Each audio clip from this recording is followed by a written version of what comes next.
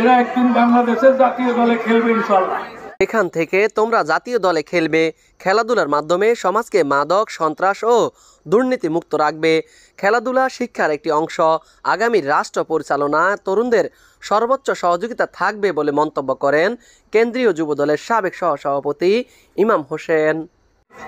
বিভিন্নভাবে মাদক ছড়িয়ে ছিটিয়ে আমাদের যুবক এবং কোমলমতি শিশুদের এবং যুবকদের তাদেরকে এই মাদকে প্রভাবিত করতেছে। আমরা আশা করি তোমরা প্রত্যেকটা মানুষ নিজ নিজ দায়িত্বে এই মাদক থেকে তোমরা দূরে থাকবা।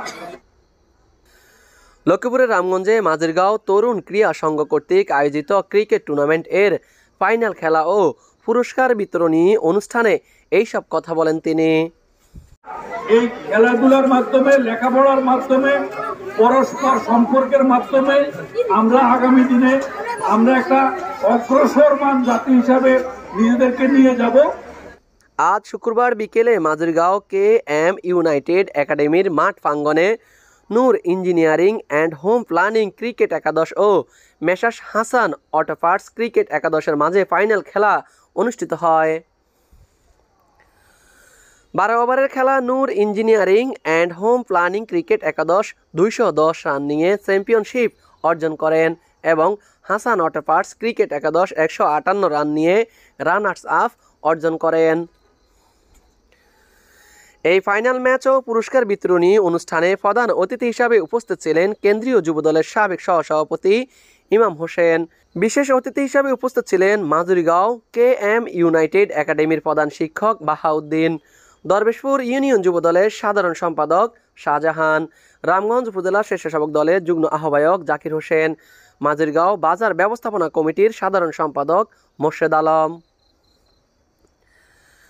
রামগঞ্জ উপজেলা বিএনপির সদস্য সচিব BP বাহারের সভাপতিত্বে উপজেলা ছাত্র দলের সাবেক সদস্য জহির উদ্দিন বাবর সঞ্চালনা এই পুরো খেলার আয়োজন ও সার্বিক তত্ত্বাবধানের দায়িত্বে ছিলেন মাঝিরগাঁও তরুণ ক্রীড়া সংঘ। খেলা শেষে চ্যাম্পিয়ন ও রানার্স আপ দলের প্লেয়ারদের হাতে পুরস্কার তুলে দেন আমন্ত্রিত অতিথিবৃন্দ। Mohammad Raju Hossain, RSN TV, Ramganj, Lakshmipur. এদিকে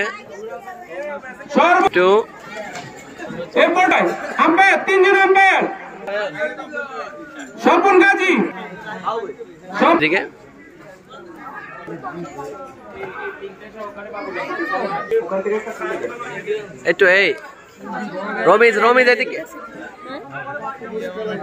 কি প্রয়োগ করার জন্য অনুরোধ আছি। আব্দুর রহিম